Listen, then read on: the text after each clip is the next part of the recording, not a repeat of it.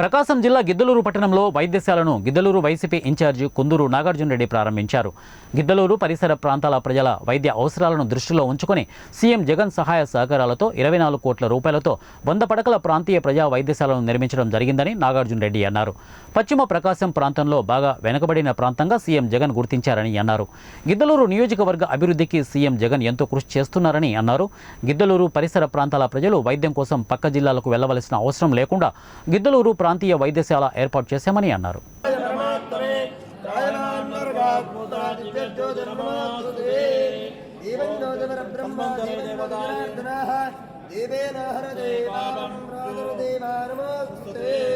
ఓం